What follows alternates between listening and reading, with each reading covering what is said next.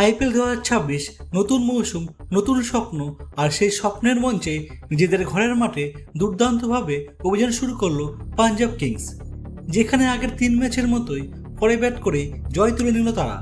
কিন্তু এই জয়টা মোটেও সহজ ছিল না, কারণ এই ম্যাচে একদিকে যেমন ছিল আগ্রাসী ব্যাটিংয়ের ঝড়, তেমনি অন্যদিকে ছিল হঠাৎ ধস, চাপ, টানটান উত্তেজনা।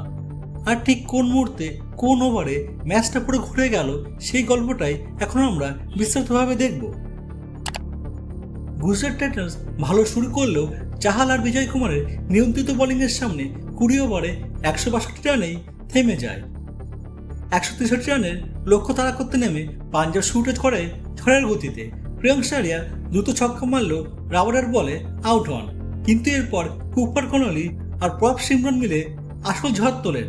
রাবারের 1 ওভারে 3টি ছক্কা মেরে তারা 76 রানের দারুণ পার্টনারশিপ গড়ে তোলে। ফলে ম্যাচ তখন পুরো পাঞ্জাবের নিয়ন্ত্রণে চলে যায়। রাশিদ খান সেই জুটি ভাঙলেও কুপার কনলি থামেননি। স্যার কয়েকটি বড় শট খেলে ম্যাচটাকে সহজ করে দিচ্ছিলেন, কিন্তু 13তম ওভারে প্রসিদ্ধ কৃষ্ণা এসে প্রথম বলে শ্রেয়াসকে আউট করে ম্যাচের মোড় ঘুরিয়ে দেন। আর তারপর একের পর এক উইকেট পড়তে থাকে। 110 রানের 2 উইকেট থেকে 118 রানে 6 উইকেট পড়ে যায়। ফলে ম্যাচ হঠাৎ গুজরাটের দিকে ঝুঁকে পড়ে। তবে এক প্রান্তে দাঁড়িয়ে কুপার কনলি চাপের মধ্যেও অসাধারণ ব্যাটিং চালিয়ে যান। 34 বলে হাফ সেঞ্চুরি পূর্ণ করেন। আর শেষ 2 ওভারে যখন দরকার ছিল 16 রান, তখন প্রসিদ্ধের 19তম ওভারে বাটলারের 4 ও কুপারের ছক্কায় 14 রান উঠে যায়, যা ম্যাচের আসল টার্নিং পয়েন্ট হয়ে দাঁড়ায়।